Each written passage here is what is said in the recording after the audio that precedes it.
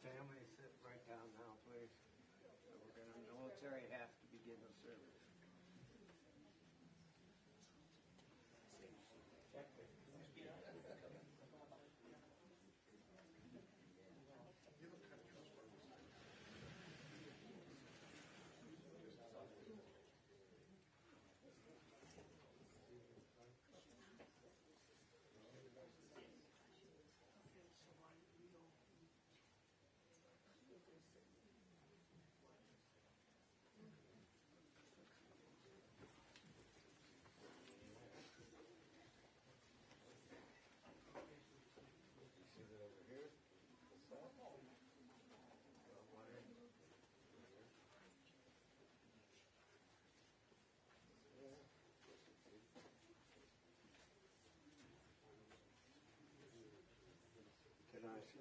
Can I ask you, one of you can come in here? Tell people what it's doing. Oh, these are all. There's room here, guys. We have a whole room. With Les, Rob, can I ask those with the ribbons to stand at this time? Those with the ribbons?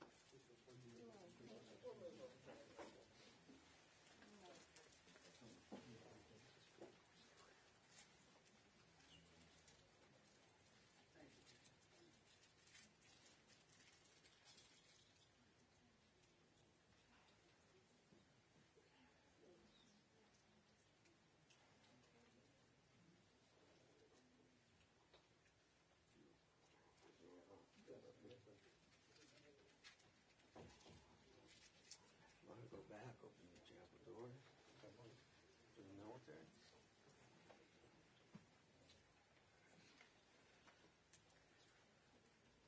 You can come in. Family come forward, those with the ribbons are forward. You don't have a ribbon. You'll repeat after me. Eloheinu melech haolam, dayan ha'emet.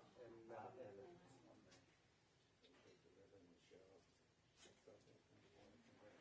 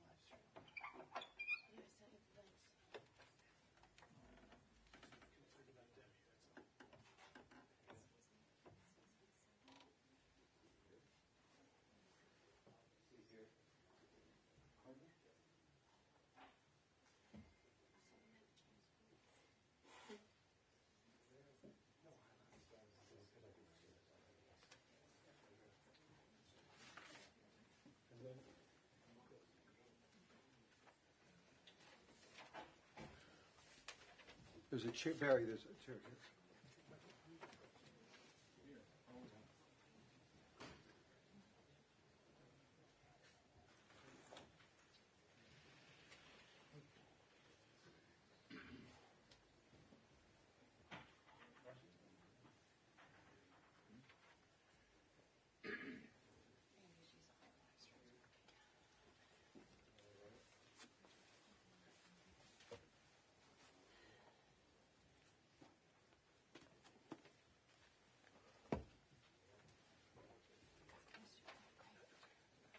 the military.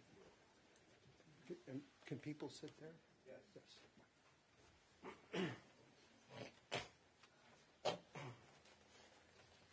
We're going to begin our service with military honors.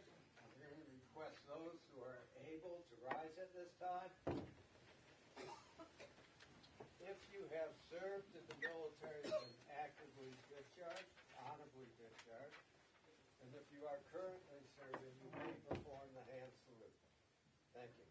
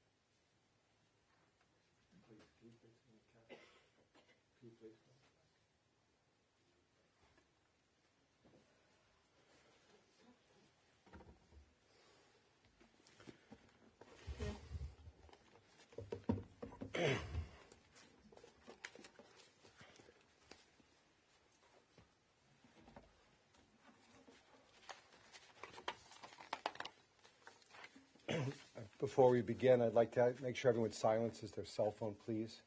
Double check it, triple check it.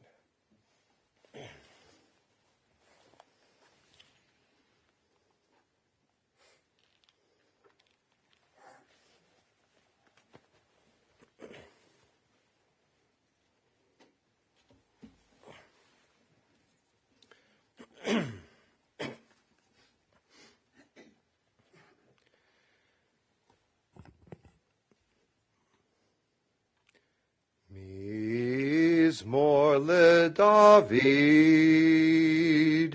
Adonai roi lo echsar, binot desha yarbitzeni, al mei menuchot yanahaleni. Nafshi yeshovev, Nafshi yeshovev, Yancheni b'magle tzedek l'man shemo. Gam ki elech Begeit olam avet, lo irara, ki ata imadi, shivetecha, umishantecha. Shivtecha umishantecha hemayanachamuni taroch lefanai shulchan taroch lefanai shulchan taroch lefanai shulchan Neged tzororai, Dishanta b'shemin roshi, Dishanta b'shemin roshi, Dishanta b'shemin roshi, Kosi revaya,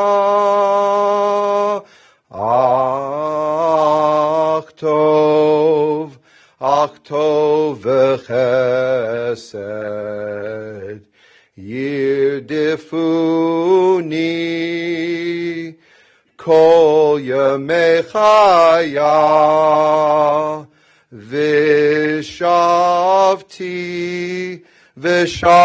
b'veit Adonai v'shavti b'veit Adonai le'orech yamim. Yada die die die die, yada die die die die, yada die die die die die die die die die die, yada die die die die, yada die die die die, yada die die die die die die die, yada die die die die, yada die die die die, yada die die die die die die die da da da die, yada die die die die. Yada die die die die, yai die, yai die die die die. And now I ask Hedva to read the 23rd Psalm that we just chanted in Hebrew.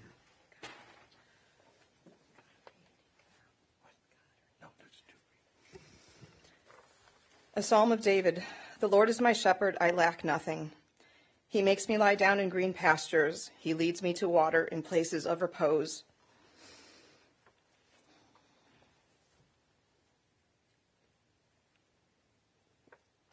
He renews my life.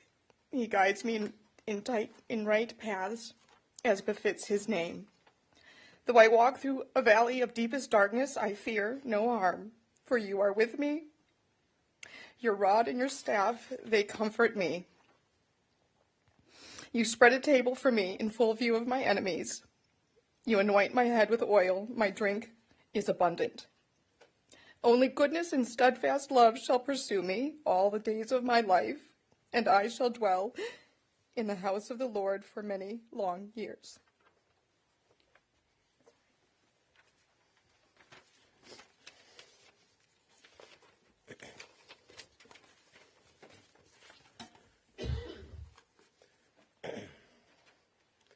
We are gathered here today to celebrate the life of Manuel Barenholtz. He was so many things to so many people. A devoted husband of more than 36 years to Bonnie. No one was more important to my father than Bonnie.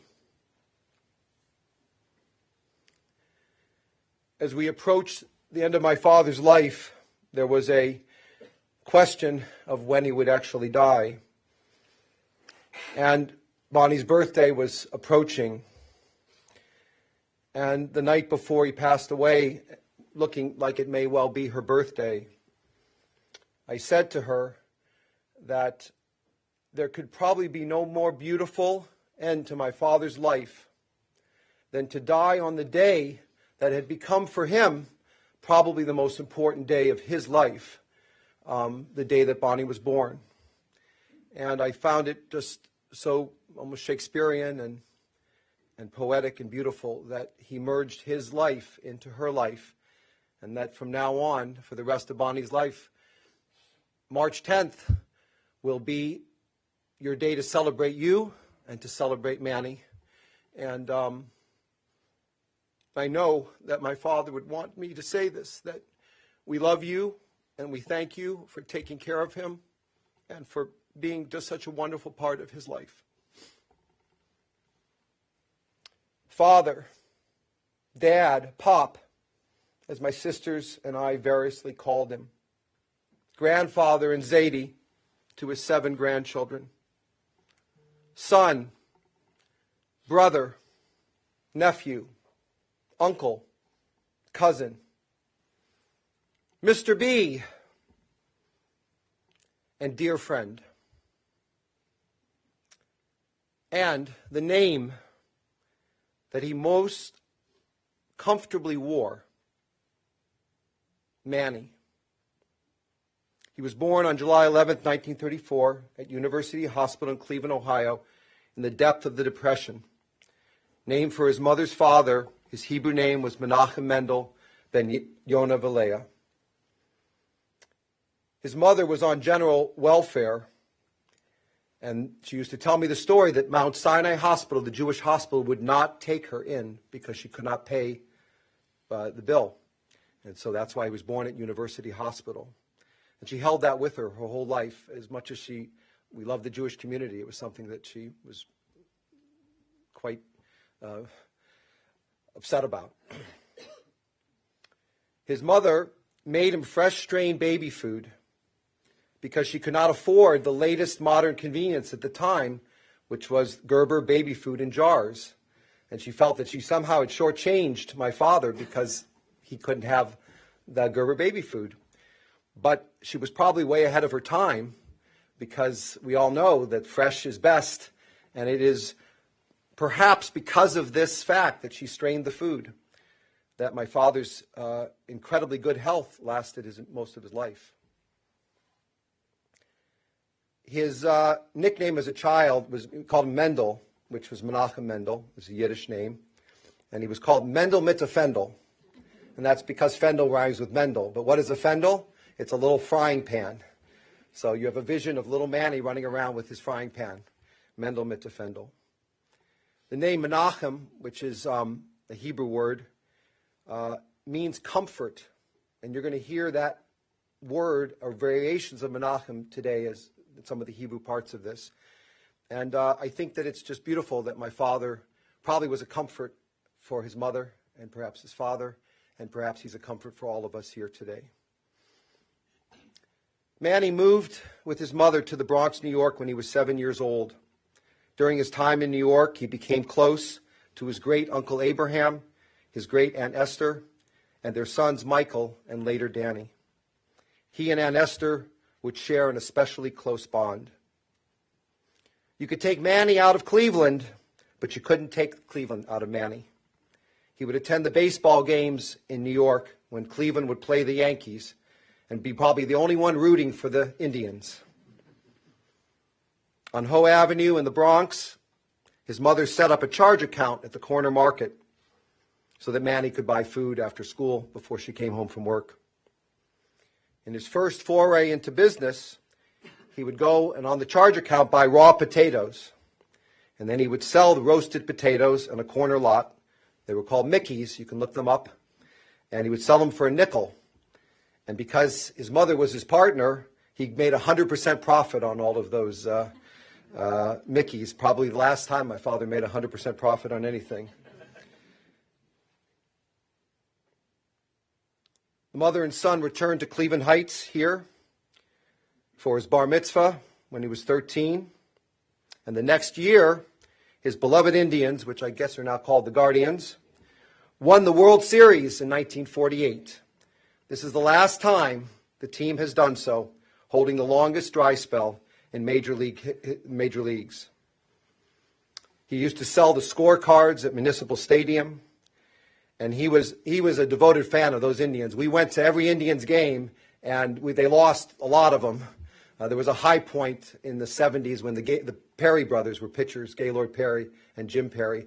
One of them, I think, passed away recently. That was kind of nice that we had a good pitching team, but we still never won much beyond some individual games. Manny graduated from Heights High School and enrolled at Kent State University, where he majored in accounting. For his housing, he joined A.E. Pi, the Jewish fraternity. This would be the last place my father lived, which he did not build. As a teenager, he worked for his father Jonas, who had gone from Gulf gas stations to Firestone tire stores to selling appliances, and finally to being a home builder in the post-World War II housing expansion, spurred in part by the Veterans Administration Home Loan Program. At age 17, Manny built his first prefabricated home in Kent through his father's National Homes franchise. After college, Manny enlisted in the U.S. Army, serving honorably at Fort Niagara, New York. It was during this time that my father experienced segregation for the first time. Up front and close, he was traveling with some of his other enlisted GIs, and one of them was African American, and they were in Tennessee. And my dad recalled that they went into a restaurant, and the gentleman wasn't allowed in. And of course, my father was shocked, and as you know his character, he refused to go into that restaurant, standing with his comrade. While he was in the Army, he secured the International Homes franchise in competition with his father, and he moved to Streetsboro to build his first housing development, Sunny Slopes. He would commute from the Army base in New York on the weekends to sell homes. By 1960, he was married with his first child, my sister Deborah. My dad at the time was only 25 years old. He was already a successful business and family man. He would continue north on State Route 43 to Aurora, where he would create Four Seasons. These were successful projects by any measure. And my dad probably could have considered retiring even, but this only hinted at what was to come. Manny conceived of Walden, the first planned community development in the state of Ohio, drawing inspiration from the Reston, Virginia, and Columbia, Maryland planned developments and the California organic architecture inspired in part by Frank Lloyd Wright. He started construction on nearly 1,000 acres comprised of 5 farms owned by some of Aurora's founding families. He met opposition from some who were against the development and growth of the suburban communities happening at that time. He found an unlikely champion in one of the town's landowners, Genevieve Moore, who owned the land directly across from 2 of the 5 farms. At the building commission meeting, the small woman rose to speak and proclaimed that growth was inevitable and it was foolish to think it wasn't coming to Aurora. And since she would have to live in close proximity to this particular development, the only development she wanted to live next to was Manuel Barenholtz's Walden. Together with architect Bill Morris, Manny assembled a team of craftsmen, contractors, landscapers, and others to make his visionary dream a reality. When I was a kid, I always tried to understand exactly what my father did, because my father never held a hammer, probably in his life. He always used to profess that he had very little talent for that. He used to have me fix everything. He never mowed a blade of grass that I can remember. That was my job as well. He, what did my dad do? And so I used to conceive of it like an orchestra. He assembled probably the finest group of people, orchestra musician in his case it was to build. And he was a conductor of sorts. He was kind of the master that made it all happen. So I always thought of my dad as a conductor and musical, and he was an artist. Walden received numerous awards and commendations, including an Ohio State Senate resolution in 1972. Walden has been a work in progress for more than 5 decades. The barn dining room, championship golf course, Olympic swimming pool, and state-of-the-art tennis courts, and then the Inn Walden and Spa Walden and equestrian facilities are among the finest in Ohio and even around the country, and are consistently rated high. What do these all have in common? These are things that my father knew nothing about. He had no familiarity with virtually any of them. But he wanted to provide amenities to the homeowners that were buying his houses. And he found that the only way to make sure that he had these amenities and that they had the quality that was so important to him was to just do it himself. Because he tried, actually, at different ventures. We know that he tried to subcontract it out and bring people in, and none of it gave him, they weren't any good. It was just all mediocre. And so he became a restaurateur, golf course, one of the finest golf courses. And again, the spa, the inn. When the spa was in planning stages, he would come to California, where some of the finest spas are in the country. And it was our mission to drive around with my kids and Rachel. And we would go visit all these spas, and he was going to make it the best. He wanted to grab all the best ideas and then make it into something that even surpassed all of them. In the city of Aurora, my dad helped expand the Aurora public school system with the creation of the Miller Elementary and Harmon Middle Schools. And Bonnie and I were speaking, and one of the things that my dad was, he was kind of a private man, and they wanted to honor him and name the schools after him, in both instances. And he did not want that. It was not about him. And both schools are named after educators, because that was truly the important thing to him. Not the builder of the school, but the people that were educating inside the schools. There are many features that make Walden unique. Some of the innovations that were the first of their kind and now are commonplace were the electrical lines. My father hated telephone poles. He just despised them. And he was the first in the state of Ohio, one of the first in the country to bury the telephone lines. They were underground in Walden. He was one of the first to pioneer the use of railroad ties, which was quite extraordinary. Railroads were kind of going out of fashion in the time period, and my dad would buy up these, otherwise they were waste, all of these railroad ties, because the tracks were being decommissioned. And he would buy up in very cheap lots all these railroad ties, and he used it to create the landscaping in Walden, which made it very unique. The underpasses in Walden were also pioneer, that he didn't want the cars to interact with the pedestrian traffic. So there are underpasses in Walden. You never have to cross a road, was the idea.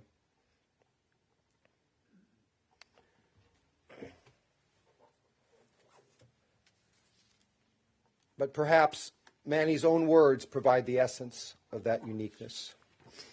In the book that he published in 1989, and he wrote, it's mostly pictures of Walden. Again, my father was a man of few words. I'm going to read the words that he wrote. In the beginning there was only a dream, a vision of the perfect environment for daily living, where one could commune with nature and refresh the soul. In 1970, the dream began to come true on nearly 1,000 acres of lovely land in the heart of Ohio's Western Reserve. We called it Walden, harking back to that earlier Walden of Henry David Thoreau, where nature ruled. The inspiration was found in Thoreau's credo for happiness in daily living: simplify, simplify. Hills and valleys, lakes and streams, forests and meadows became the backdrop for our country homes of soft and natural architecture, part of the land itself. Even the recreational amenities that add to the pleasures of Walden, life in Walden, were planned as part of its natural beauty. The photographs that follow tell the continuing story. Architecture that blends into nature can inspire people as much as it enhances the way we live. The timeless simplicity of an old barn restored, remaining to inspire. Homes, like people we love, should be honest and sincere. Beauty cannot be verbalized, nor the elation it elicits. Nature herself is the garden. Rustic materials, as they age and mellow, bring Walden ever closer to nature. A poetry of repose, springtime. Restrained elegance, quiet, comfortable, simple. Nature approached with reverence is a source of regeneration and a mystical experience.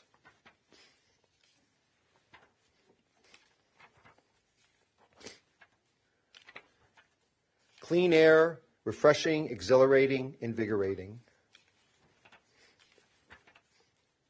How comforting in a world of shifting values to discover a haven of stability. Gently sloping roofs, quiet skylines, sheltering overhangs, and walls that reach out to sequester private gardens. Changing seasons and ever-changing background. A soothing blend of superb lodgings, attentive service, and fine cuisine. A world of quiet beauty.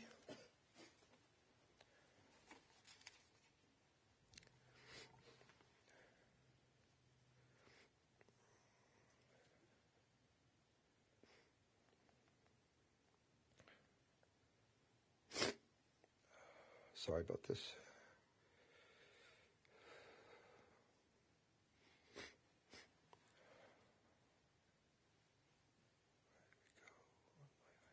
There it is.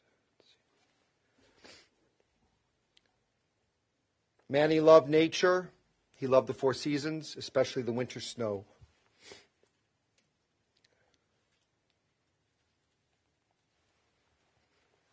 Good morning, Bert. I see you called me back. I appreciate it very much.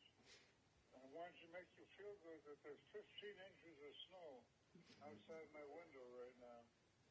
It's actually beautiful. It's absolutely gorgeous. I'll talk to you later. I'll try again later, or you can try me. Love you. Bye.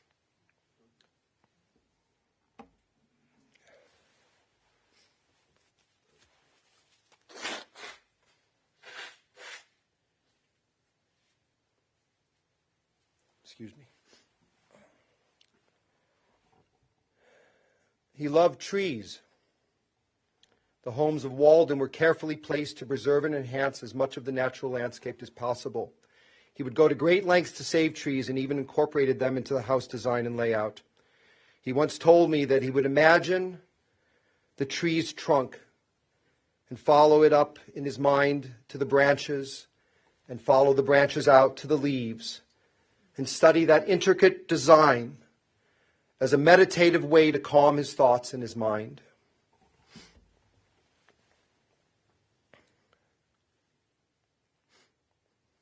I just talked to Diane Meister. So her thing that came out, she said it. She said, remember when he used to sit by the player piano and sing Alfie? It's so funny. And she said, that's one of the memories I have of him. I said, we were just talking about that with my brother. That's what she said. Then she said something else. She said, he told me once that you could just sit under a tree with your father and be happy and do nothing. See, now that's what a childhood friend will remember. I told her that once. I don't know how old I was. Our connection got lost after she said it, but isn't that interesting? I could sit underneath a tree with my dad and be happy and do nothing, just sitting with him. I do love him. If he is able to hear that, let him know that I'll be happy to sit under any tree with him, wherever.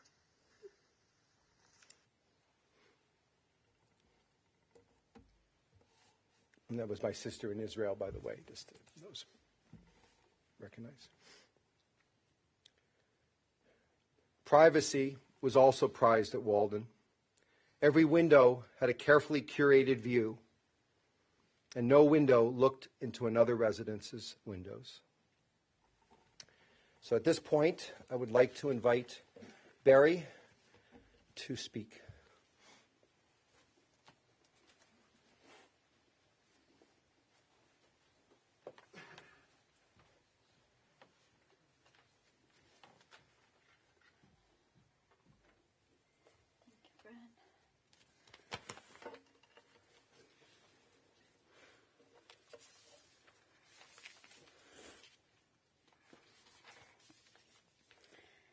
Thank you, dear family and friends, for sharing this unbelievably profound and special moment in many of our lives. Sometimes words cannot express the deepness of one's sadness or the hole in one's heart that exists. But they do say that when there's a hole in your heart, it's a space where light can shine through. And Manny was a light, a loving light for so many of us. An inspiration and the true essence of a beautiful life. So our dear, dear beloved Manny, he will always shine his glowing bright light on each and every one of us, near or far, wherever you may be. In this world, if you just close your eyes and go out in nature and become really, really quiet, and when you are quiet, you will hear everything with love. And that's what Manny was. Pure love, pure goodness, true mensch in every essence of the word.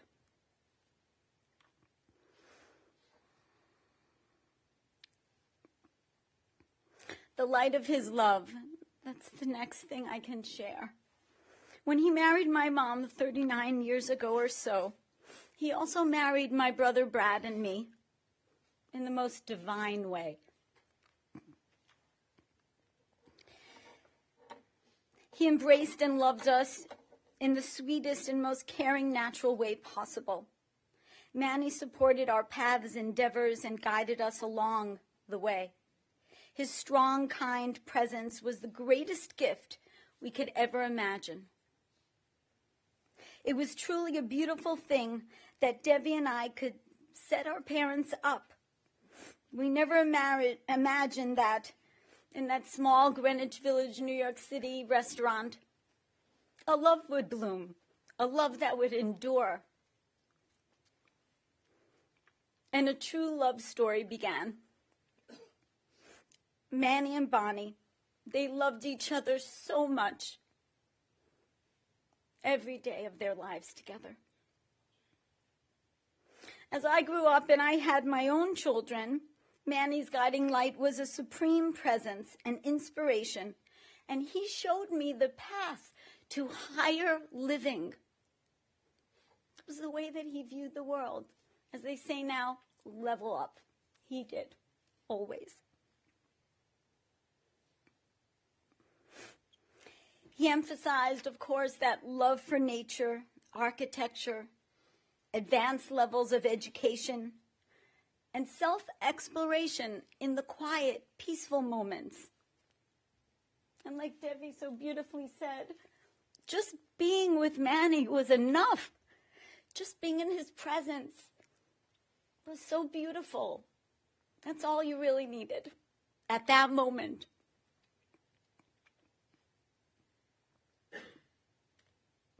He showed us all how to live life to its fullest with zest and zeal, exuberation, excitement. His passion for life was with him every day. He taught us the importance of living a vibrant life, one with purpose, gratitude, and grace. And ironically, it's because of Manny and Mom that I met my husband, Rob, and my life beautifully and meaningfully unfolded while living at Walden with my 3 children, Reed, Rob, and Ryan. Our beloved Manny was a maverick on so many levels, and his children adored him. Hedva, Devi, and Brett, although you didn't live close by, he spoke of you every day. He's so proud of all of you. In his heart, he always said, I've given my children the highest levels of education that I possibly could because it's so important that they find their own paths. And once they did, he was so proud of all of you and your beautiful spouses. He loved you all. And Noah and Jeremy and Sydney and Jonah, he loved. And Noah just loved them so much.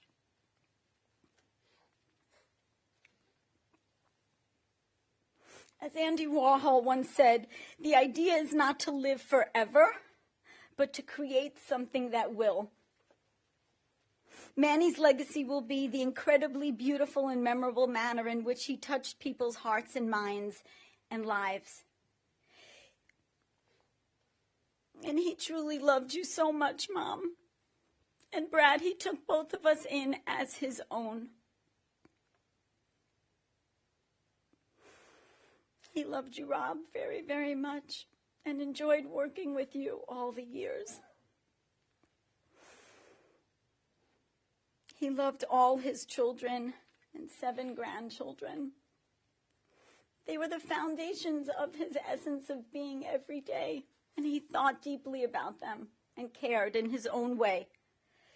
So whether it was the tree-lined drives of Walden, the urban streets of metropolitan cities, the winding European countryside, or the holy streets of Jerusalem and Tel Aviv, Manny's eyes shone bright like a twinkling star.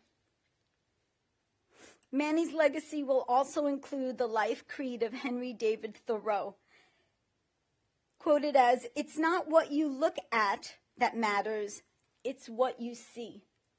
And it's how he saw the world and the people in his lives that truly mattered. What a wonderful inspiration to see deeper, to see more, to go past the obvious, to the subtle. Sometimes life is just about the subtle. It's impossible to express in words alone, but many human beings have been touched by Walden and its beauty.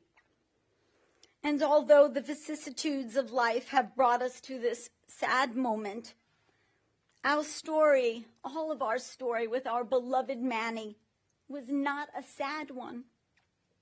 It was joyous years, for me, 40 joyous years of learning, growing, experiencing, traveling, and having him present in my life as I became a graduate, a bride, a mother, a yogi, and eventually director of Spa Walden.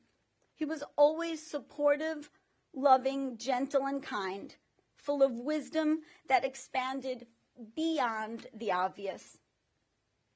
So one day, when you have some quiet time alone, go outside, be in nature, sit under a tree. Notice the genuine, natural beauty around you. That simply is the best. That's all you need. And remember Manny's legacy. I love you, Manny. We will all miss you from the bottom of our hearts. And we will cherish you forever and a day.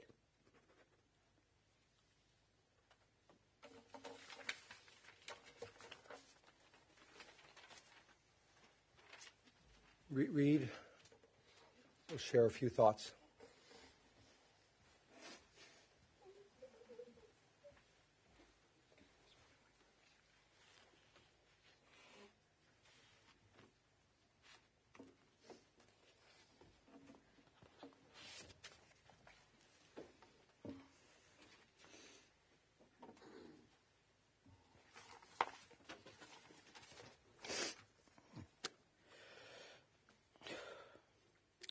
I want to express my deepest gratitude to everyone who has gathered here today to celebrate the life of my grandpa. As I look back on my childhood, my grandpa was a constant presence.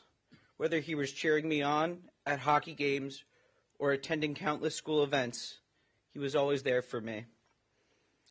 One of my fondest memories was the annual Grandparents' Day at university school.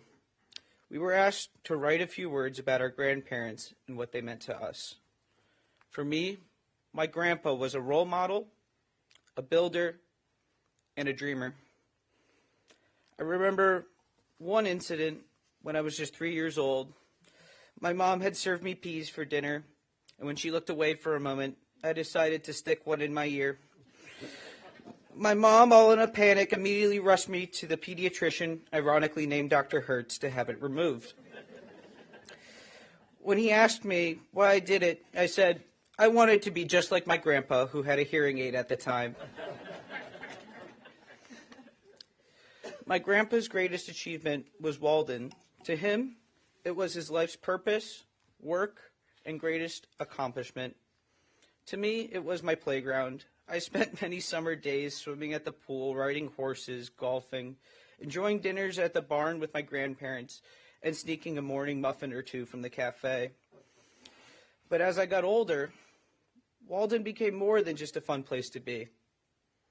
I learned the value of hard work and honest labor, taking on tasks like serving as a busboy during weddings, pulling weeds in the hot sun on the golf course, and valeting cars without scratching them. My grandpa's creation of this beautiful community gave me the opportunity to learn these skills. My grandpa had an immense passion for America and was a true patriot. Aside from serving in our military, and one of his houses that was actually featured in the Captain America movie, in our last days together, I visited him at a Ahuja, and we were talking about life until Patrick and Kate from Walden stepped into the room. His face lit up when he saw them and took the opportunity to remind us all of the American dream. He spoke of Kate's journey at Walden, who started out as a housekeeper, then grinded her way up to the top, and to his own words, running the whole damn thing. To me, this story sums up my grandpa's life. He believed in working hard to make a positive impact on others, just as he did for Kate, the members of Walden, and for me. Thank you, Grandpa, for being a role model, a builder, and a dreamer. You will be missed, but your legacy will live on.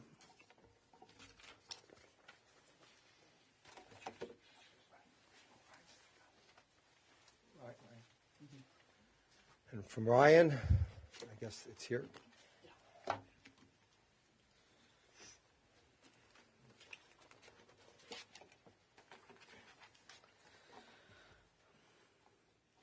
I want to thank you all for coming this morning. I'm sure my grandpa is looking down on us, pleased that so many of his loved ones came to support him and his family. It's no secret that my grandfather was impacted by Henry David Thoreau. In naming his blossoming company, Walden, there was clearly a shared emphasis on nature and the beauty it holds. Specifically, I want to highlight one of Henry David Thoreau's great quotes, as this kind of perfectly defines my grandpa, Manny, both in philosophy and personality. I went to the woods because I wished to live deliberately. While Thoreau ventured to Walden Pond, writing and theorizing, my grandfather similarly went to the woods to build a community. Walden, the organic business I've come to know and love, began with my grandfather, and thereby reflects his Thoreauvian values. With inspiration of the novel, he chose to break ground in Aurora, Ohio, highlighting the incredible flora and fauna. Both my grandfather and Henry David Thoreau shared strong opinions of the natural world, and both in life and death, extend their love into their lives through their great values. In that way, I think my grandfather's greatest contribution in life was to bring a coexistence between man and nature. As my grandma once told me, he was green before anyone else even knew what green was. And with that, one could see the joy in my grandpa's eyes upon the completion of each home in Walden as that final brick was laid to connect man to nature. What he built here across 1,000 acres of farmland was not just a business, but a family. For my grandpa, nature and life was inseparable. And I could always remember him at my hockey games, him standing reading on the Dima for my bar mitzvah, watching and, although not hearing, enjoying the family he built and the growth of his grandchildren. Building Walden, building the life he lived, was not about himself. Rather, it was completely selfless, as each projects were for the betterment of the future. A home can last forever, just like a family can.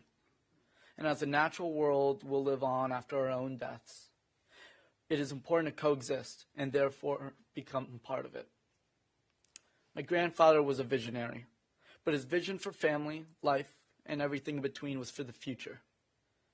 I'll miss you, Grandpa, and will spread your gospel of love, nature, growth, and progression throughout my life. Thank you for all the memories, and I hope to catch an Indians game with you soon.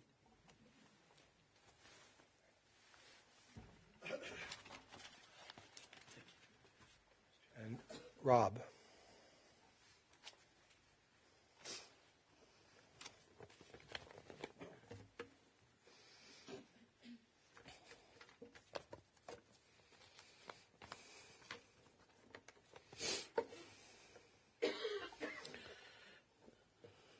Good morning. I have the distinct pleasure of knowing Manny Barenholtz for the past 28 some odd years. My relationship with Manny was a different one than most.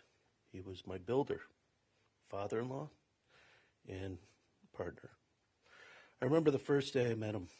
I was a young, handsome guy back then. Now, not so much. I was a bachelor at the time and very eligible. I was told of this place called Walden that reminded me of where I grew up in Connecticut. It was a traditional but contemporary area. I thought the design of the homes were really cool, so I inquired who the builder was, and I was told of this man named Manny Barenholtz. I made an appointment to see him.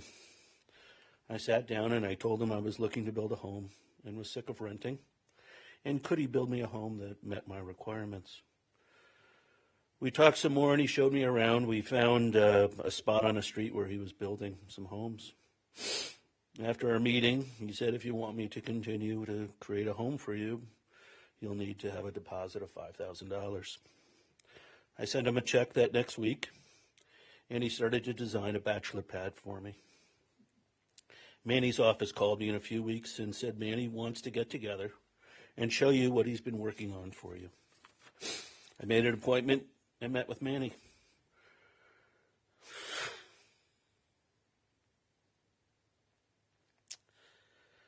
From that day forward,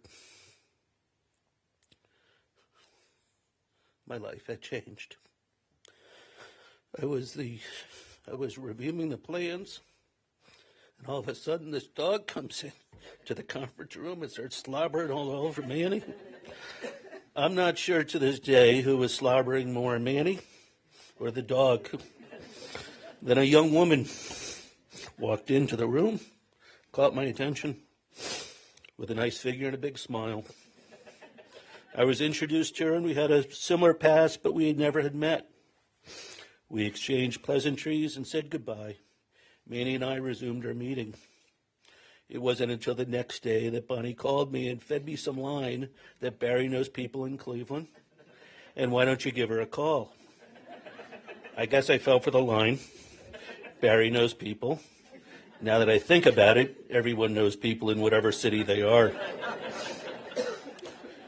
I proceeded to give Barry a call, and we went on our first date. We then ended up getting married and started our life together.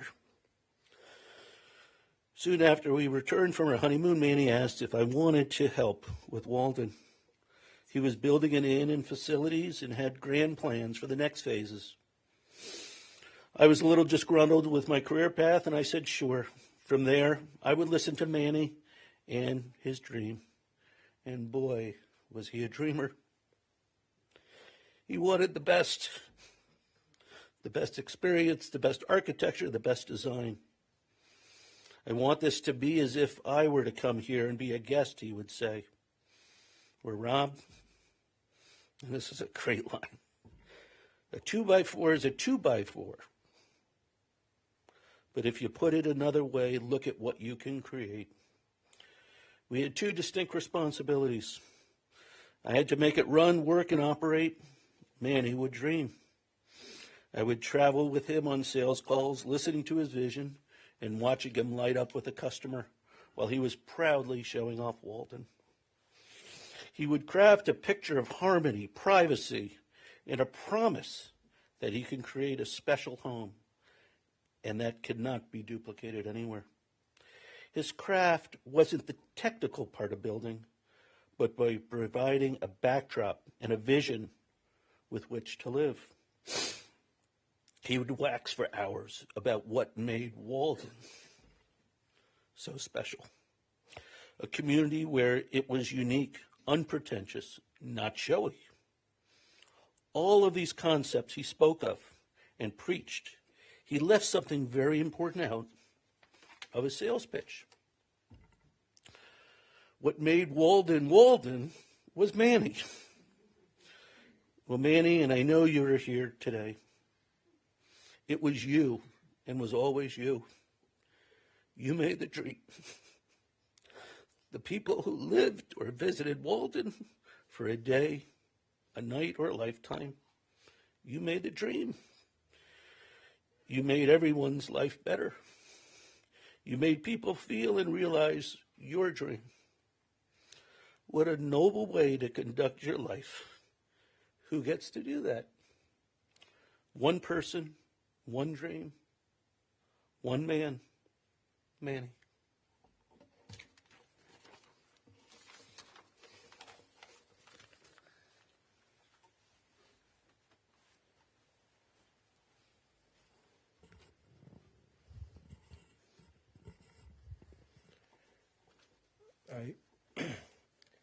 Rob, I never had heard this connection. I realize you're from Connecticut, but we live in the Western Reserve. I don't know if everyone knows that phrase. Where does that phrase come from? Many of you may know, you may not know at all, but it's the Western Reserve of the state of Connecticut. If you look at the map, there's Connecticut, and then there's a bunch of states that were granted by the King of England, and then Ohio, the northeastern corner. And when Connecticut wanted more land, they went to the king, and he jumped over all the states and gave them this Western Reserve. And this was, so it's very special, the connection, this really, that you saw in that connection. So, small thing. My sister had, go get water. Go, I didn't. You knew you were next. So I'll share one more thing Barry shared about all of this education that he provided my sisters and myself. And one of those degrees was from the University of Chicago, which I attended. And probably no one in this room knows what my senior thesis was to graduate from that fine institution. But it was about Walden. That was my senior thesis. That gave me my degree at the University of Chicago with honors. So if you hear me talk about Walden here, I've studied Walden. No, I just got this. Dad, I got the Michigan folder. I don't know how you guys talk without crying, and I'll do my best.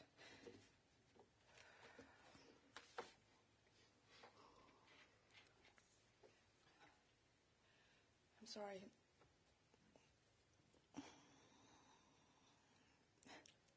I'm watching the time, but there's stuff that I want to share, and I don't want to cry. So, obviously, I'm here with that first part of Manny's tapestry of his life. Everyone, just the part that led up to Walden, I guess. But I want to speak of Manny as my dad and a grandfather, and a little bit more. He always said he felt like he was 21 years old. His chronologic age was forever boggling his mind because he certainly never felt it, and he would always say that to me. As the youngest of Manny's 3 children, I can tell you we each are very, very different, and my dad had a very unique relationship with each of us. And I love what I want to say has been reflected in what other people have said, so I know he's proud and he loves us. He's proud of all of our accomplishments. Brett spoke of, and we all have spoke, I understand my father as a builder. Walden is in his bones. And so a couple early recollections. I must have been about 5 years old or so. I remember climbing a ladder to peek my head over at the top of this loft of a barn. And I saw hay strewn in the corners. I had this vague recollection. And that was part of his dream, what would become the barn dining room in Walden. And he had this vision, and he made it happen. Another memory I have is from a story, only I just remember it as a story, but I never get tired of hearing it. And Brett mentioned the underpasses in Walden, and that first underpass that was built, there was this nervous excitement he had when it was completed to have that first traffic go over it to make sure it wouldn't buckle and that it was solid. And I remember him telling that story. Excuse me. Of his 2 daughters, I'm so glad you had the recording of that Debbie shared with us. Debbie may have given him joy because she could throw a baseball with him, but I was his gymnast. Even 2 weeks ago when I was with him, he shared how he was so proud of my gymnastics. Throughout my years of competition, he would be at nearly every single meet, driving hither and yon in Northeast Ohio to find the most remote club locations or the high schools eventually with these vague addresses. And Lord knows there was no GPS at the time, but he was there. And I'll just do a nod to my brother, who was the one to get me to the meet for the competition, and my dad would show up to watch me compete. And he never tired of telling and retelling this one particular story of how he waited through hours of competition to watch me compete for 2 minutes on the balance beam. And it was so much that it was the story he shared at my wedding reception evening. But I know he was proud of me, and it gave him joy, and he even recollected on that recently, so that was meaningful to me. Another story that I think speaks tomes of my father, and again, flavors of this has come out in what Barry and Rob and you all have said. It was on my college visit to Ann Arbor that we were driving out to Ann Arbor, and somewhere he stopped before we got to Ann Arbor. At some point he stopped halfway. He found a bookstore. He went to the travel section of that bookstore. He found the whatever travel guide, probably the mobile travel guide or something, to find the best hotel in Ann Arbor, which is where we were going to stay, of course. My dad gets the information, he closes the book, puts it back on the shelf, and walked out of the store without buying the book. And it just struck me as an odd thing to do. I didn't expect my father to do that, but he wanted only the best, always only the best. In 1994, I saw my dad become a father-in-law. He was always so proud of Don, my husband, very gracious to him, always complimenting him on the husband he was and the father he was to my children. And of course, that meant a lot to me. As a grandfather, he created a relationship with Noah and Jonah despite the distance. I'm forever grateful that they have those memories. All 3 of my family, of course, desperately wanted to be here, but they were just unable to, so I'm speaking for them. Don reminded me before I left to come here how my dad would fly to St. Louis. He would take the boys out to lunch, and they had to remind me that it was First Watch. My dad loved going to First Watch. And then they'd go to the toy store to get the Lego set, and they had to put it together right then, so they'd come home and put the Lego set together, and my dad was so impressed watching them do the work and just being with them. As the boys got older, my dad wanted the one-on-one time with them, with each of my kids. He knew that that time was fleeting, that at some point they would be too old to, Grandpa wouldn't be cool, and that he just wanted to capture that time. So he curated these trips, taking each of them to a city that he thought would be meaningful to them. He put the whole weekend together and gave each of them this special grandpa time. And again, I know they miss their grandfather very much. And I realized as I'm putting all my thoughts together, again, I had pages, and Brett said we can go on for years and years. This is a man who lived an incredible, incredible life. There's two bucket list items, if you will, that I wanted to share because I think it speaks about my father. And again, the themes are there. The first I want to talk about is visiting Frank Lloyd Wright Country in the Madison, Wisconsin area. So with Jonah finally in school there, we made that trip happen. My dad and I, we met in outside of Chicago, and then he let me drive, which from Chicago up to Madison and through that rest of that trip. It probably drove him crazy, but he never said anything, and he let me do that. And my dad was always the driver, but he had everything mapped out of where he wanted to go, and he'd always, Bonnie, you know, he has these files of cities and things he wanted to see in all these cities. So he had a stack of the houses in Madison and Spring Green that they wanted to see. Do you know how many Frank Lloyd Wright houses there are in Madison? Brett, don't answer. We saw every single one of them, I think, plus 2 churches. And that was so Jonah and my dad and I tooling around. But how cool for me to enjoy that with my father, to see something he was so excited to see. He'd never done that trip, and he loved everything he saw. There were, and of course, these are private homes, private driveways, long driveways down to the lake. And hear me, I'm always following the rules. Had to go on down, and it's okay. We'll drive down the driveway. We only had a couple close calls, but it was just a very memorable time. But that was something he meant so much to him. The other bucket list item I enjoyed with my dad was going to Independence, Missouri. He wanted to see the Truman Presidential Library and Museum and the house. So that was our plane, train, and automobile trip where he flew into Kansas City, and we met him there, Don, Noah, and Jonah, and me. And it's the first time I ever saw my father conforming to a guided tour of anything, right? He's so independent and does his own thing, but he wanted to see that Truman home. So I remember that moment with him. I only regret that we had to truncate our time in the presidential library. He would have read every paper, and he wanted to spend so much more time there. But we had fidgety kids at the time, but it was a wonderful time. But he again curated that trip, and I've heard that word used today. That this weekend in Kansas City that embraced his love of Harry Truman, of Israel, of jazz music, of baseball. The Negro League's baseball museum is there, and I'm glad, again, Brett mentioned the Indians. He loved baseball and the Satchel Paige story, and he just brought it to life and shared this with me and my family. Just his enjoyment was palpable. It was just so special for me, and so many more memories, but I leave it at those because I think they bring out some things about my dad and how he really just wanted, he made those relationships with my kids, and I was able to see him at his things he really loved. Bonnie, you've made him so happy. This is another wonderful theme. He repeatedly would tell me how you keep his life interesting, you bring new friends into his circle, and friends matter to him, the old ones, the newer ones, the older ones, newer ones. And I was content knowing he was so engaged. And I would listen, what are you doing this weekend, Dad? And I'd get tired out with all of your engagements. But it kept him young, and that matters. And then when I want to squeeze this in somewhere, no one has mentioned his jokes. My dad had so many jokes. He loved telling a good joke. And by golly, if I don't just remember the punchlines. So got to work on that one. And then we heard from Devi, so I just have a note in here how much he loved his annual trips to visit her in Israel. I was privy to be on a couple of those. He loved walking in the halls to see her students and the young Israeli talent. Devi lost not only a father, but one of her closest friends, and I think her words reflect much of that. So, things I've learned. 1, you can park illegally most of the time and get away with it, but not all the time. 2, pay attention to roof lines because they matter. Invest in the memories and the relationships because that's what's important.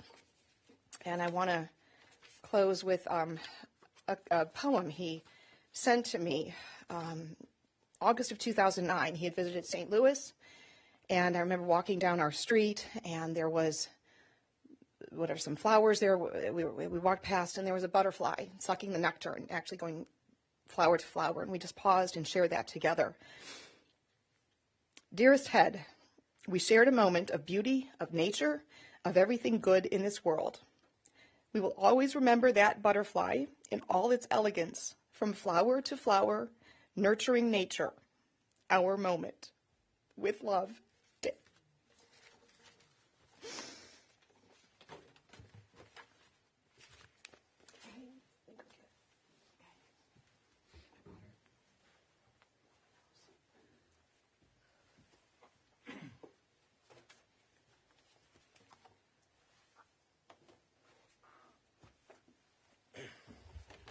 Thank you all for sharing.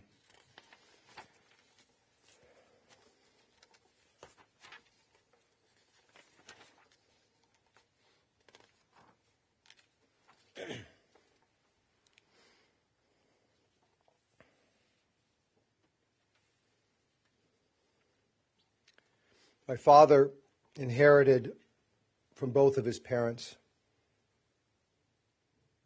their love of Zionism and the state of Israel.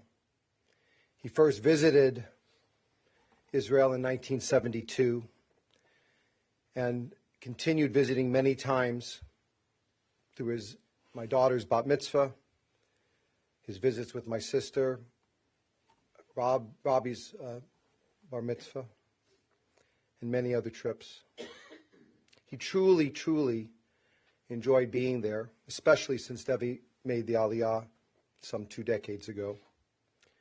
My attendance with him at the annual policy conferences of AIPAC, the American Israel Public Affairs Committee, were memorable for both of us.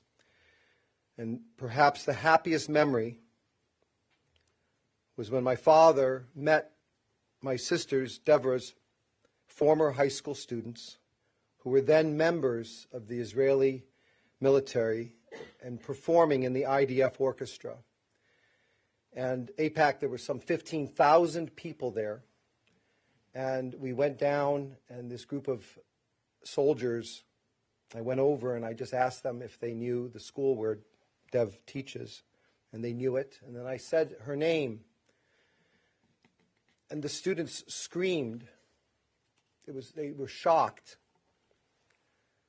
and they started crying, and they called each other over, and they said, "This is Deborah Barenholtz's father." And they embraced him. We took photographs, and it was really one of the most special, remarkable moments. These students of my sister, thousands of miles away, and how she had touched their lives and how much it meant to my dad. My father loved music. He owned not only one, but 2 Steinway pianos. And that is quite an accomplishment for a man who couldn't sing, couldn't play an instrument. But my mother was a concert pianist. And so for her, he bought a Steinway piano. And then later, when the barn opened, he purchased another one. When my parents were divorced, it was one of the easiest parts of the divorce because each one of them got a piano. My dad had a collection of Yiddish and cantorial records, which I don't think many people in this room can claim their father had a collection of Yiddish and cantorial records. And I used to listen to those records as a child. Some people might have listened to the Beatles or some of the other rock groups or Frank Sinatra. I listened to famous cantors and Yiddish songs. When he was a child, he attended Cheder, which is Jewish religious school. He got caught hiding comic books inside of the big books, in the Talmud books. He got in trouble. But somehow, my father ended up absorbing a great deal of Jewish knowledge and Yiddishkeit.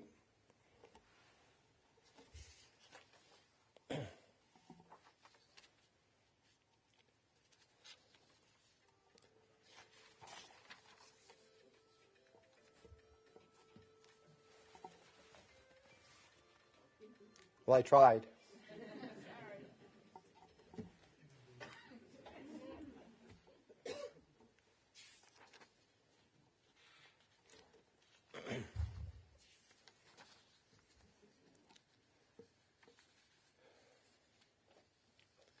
In the Torah, there is a story in the book of Numbers, in the Parsha Balak, and it tells the story of Bilam. It is kind of a curious story. If you don't know it, I recommend you go look into it and read about it. The Israelites have moved in and set up an encampment, and they're vexing the people there and want to get rid of them. And Balak wants to summon Bilam, who he knows has cursed. He has the ability to curse, and he wants Bilam to put a curse upon the Israelites so he can be rid of them. And there's a story about a donkey, and it's got all sorts of stories. And Bilam, the great curser, comes upon the Israelites where they're living. And when he sees them before him, he can't curse them. Instead, he chooses to bless them. And there's a lot of Torah about why, the rabbi said, why, what did he see that caused him to change his mind and to be blessed? And he saw where the Israelites were living in the encampment and the tents that they had set up, their housing that had been built. And he proclaimed, how beautiful your tents, your dwelling places, Jacob, O Israel. Like valleys, they spread out, like gardens beside a river, like aloes planted by the Lord, like cedars beside the waters. That is the translation of the Hebrew. And if you look at Walden and all that we've spoke about today and all that Walden represents, that sentence is biblical. My father, whether he knew the phrase or whether he intuited it or whether he just, God acted through him, he inherently knew that the places where we live, the communities we build, need to be as beautiful as nature. And the rabbis have commented what was so special about these tents. And when you read the Talmud, and I discovered this several years ago, it says that no tent looked into another tent, that there was privacy. And that was exactly what Manny had spent his life doing, making sure the tents didn't look onto the other tents. And the rabbis have commented, of all the things that Israel was blessed, you could look at the temples where God was. You could look at any of the writings, all of the teachings. The thing that was most remarkable was where we choose to live, where we choose to make our homes, how we chose to live. And so, I think my father's legacy is to remind all of us of that central teaching of the Bible and of the history of this planet. He was offended by what we had done to our environment. We had assaulted it. We build buildings without mindless. We built stuff. He hated billboards, by the way. He felt billboards were an affront. And there are communities in California where there are no billboards, where the signs are all like in Walden, because he understood that everything had to be harmonious, that you wanted to be, your soul should be soothed, not assaulted, not offended.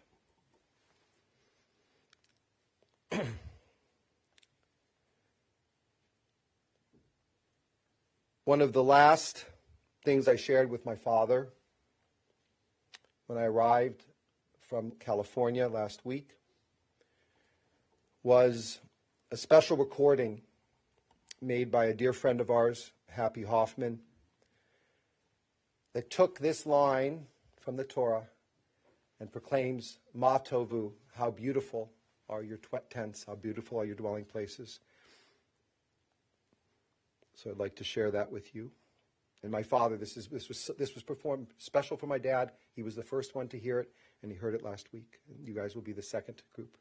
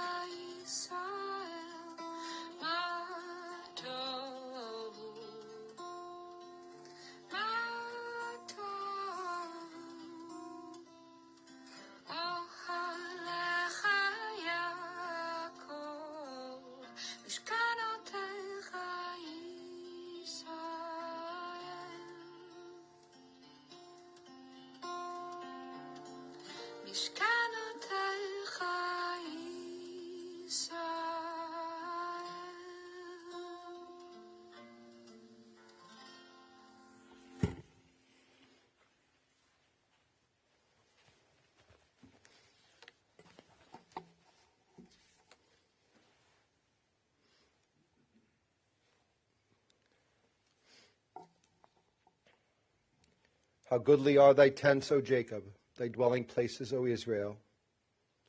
As for me, in the abundance of thy loving kindness will I come into thy house. I will worship toward the holy temple in reverence of Adonai. Those were the words that she sang just now. And it's very poignant to me that the symbolism that Manny has entered the house of God, that God has now provided his final place to rest.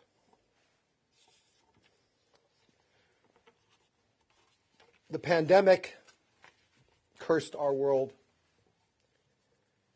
and made it difficult for me to see my father, for us to see him.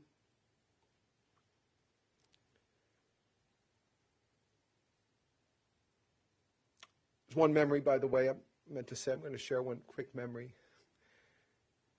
Manny came to Marina del Rey, and he took my kids to the Ritz-Carlton Hotel, which at the time was a 5-diamond hotel, and I'm not sure the inn had its 5 diamonds yet. I think they were getting it, but he stayed at the Ritz-Carlton with my kids. And I never knew what happened. I have a picture of them going down the hall, and then I left. And then I picked them up after the next few days. But all I know is whatever went on in that room, the hotel called up to complain of the noise that was coming from that room. And I can't imagine Manny allowing anyone at the inn to make that kind of noise. I don't know the policy, Rob, about noise.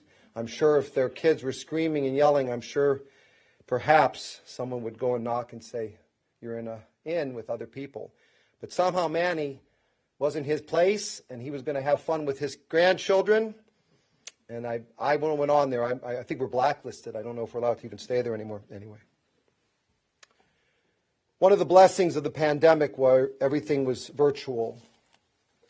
And so when I led services at my synagogue, my father could join in virtually and watch me lead the services and listen. And he enjoyed doing that, and it was quite a joy to him.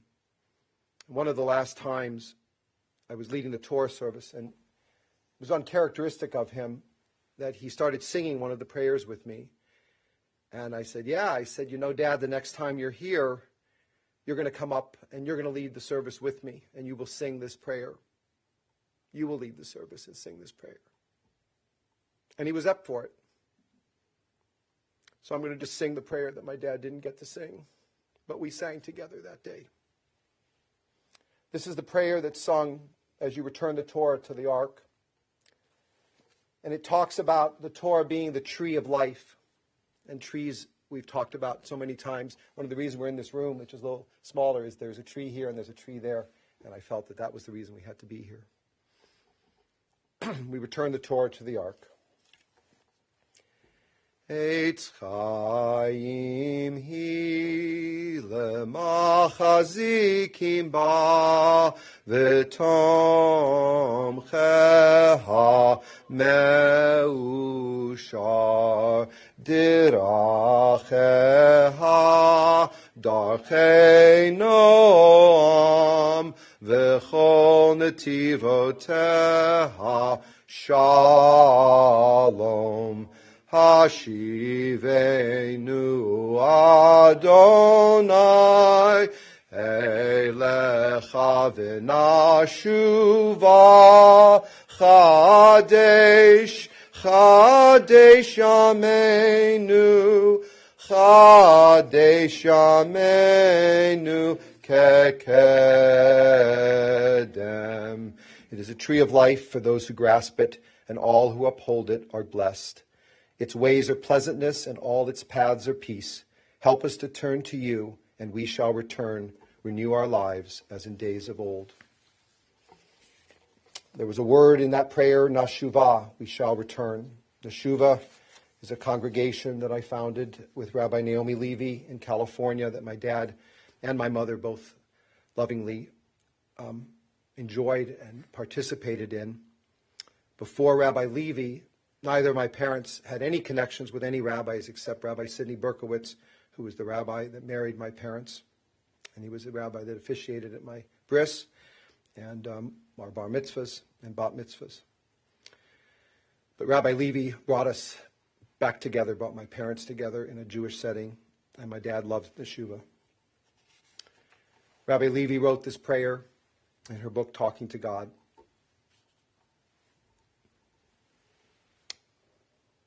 A prayer when a parent dies. I miss you. You gave me my life. You were my protector, my teacher, my moral compass, my comfort. I feel so alone without you. No one worries about me the way you did. No one loves me the way you did. Please forgive me for the times I caused you pain and for the times I took you for granted. I can't begin to fathom all the sacrifices you made for my sake. I want to thank you for all the ways you blessed my life. Nothing can replace the gaping hole your death has left in my life. But mixed together with all my sadness, there is a great joy for having known you. I will remember your smile, your touch. I will remember your laughter, your kindness, your generosity, your determination, your love. Thank you for the time we shared, for the love you gave, for the wisdom you spread. I will always treasure the lessons you taught me. I will carry them with me all the days of my life. I am so proud to be your child.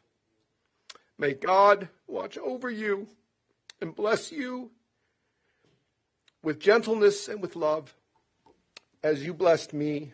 Rest in peace. Amen.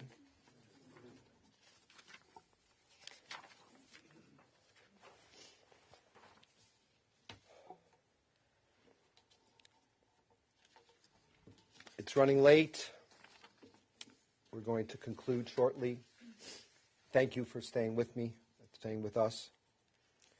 Two things before we say the memorial prayer. I referred to laughter, my father's laughter. I'm going to share with you just two of people that were so important to my dad. Jack Benny and Groucho Marx. And I encourage you to take time, go check them out. Think of Manny when you do.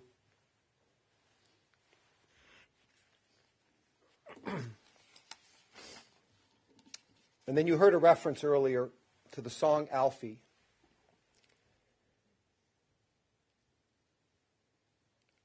We all don't fully understand where Alfie came from, but our childhood, my dad would launch into that song. What's it all about? Alfie. But he would sing it in his voice, and it was not as melodic. And it just became a running joke. The man who wrote that song with Hal David, Burt Bacharach, just recently passed away.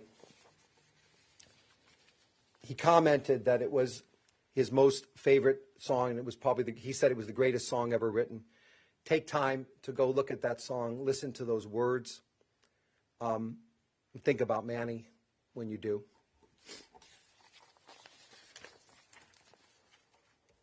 I'll now recite the memorial prayer, and then we'll conclude the service. Please rise.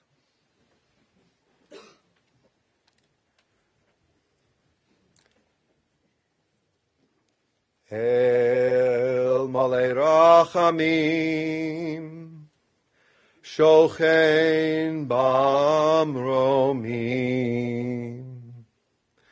hametzei menucha, nochna al kanfei hashchina, b'ma'alot kedoshim, utorim kazohar harakia, mazhirim et nishmat Menachem Mendel ben Yona v'Leah shehalach le'olamo be'avur shenadvo tzedakah ba'ad hazkarat nishmato began Eden Tehei menuchato lachen bal harachamim yistirehu beseter kanafav leolamim veyitzror bitzror hachayim et nishmato Adonai hu nachlato V'yanuach al mishkavo b'shalom v'nomar Amen.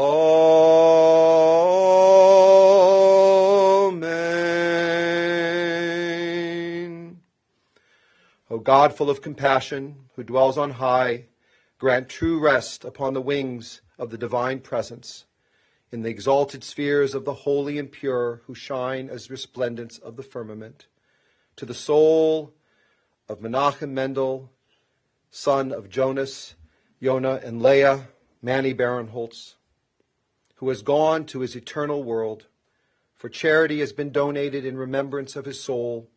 May his place be a place of rest be in the Garden of Eden. Therefore, may the all-merciful one shelter him with the cover of God's wings forever, and bind his soul in the bond of life. Adonai is his heritage. May he rest in his resting place, his final home, in peace. And let us together say, Amen. Thank you. That concludes this part of the service. May I ask those who are pallbearers to step forward, please?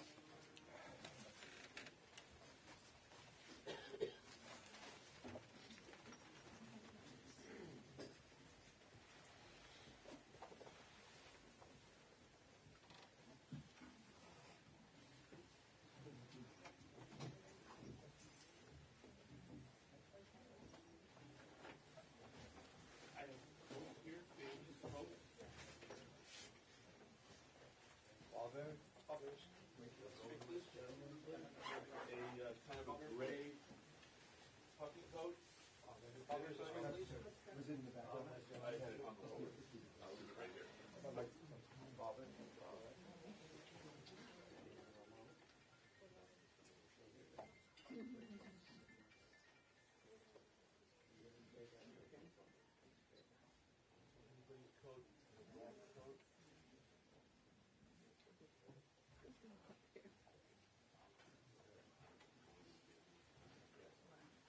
Stand with me. Stand with me. We're going to follow behind the casket. Family.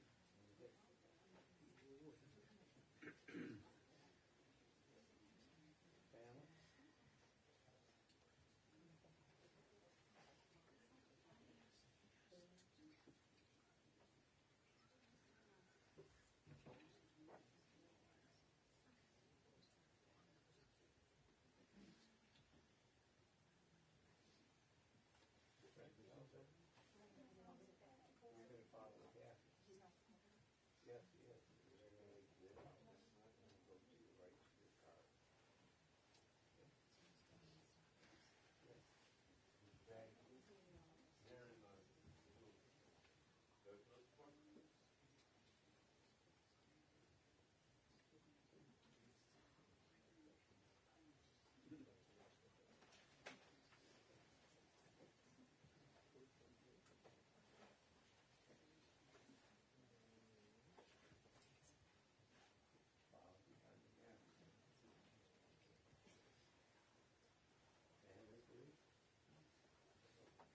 follow behind the casket. Stand with me. We'll follow behind the casket.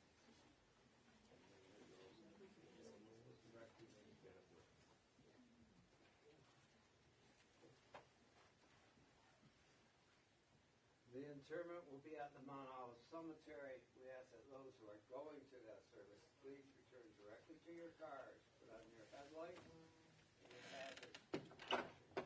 Thank you for coming.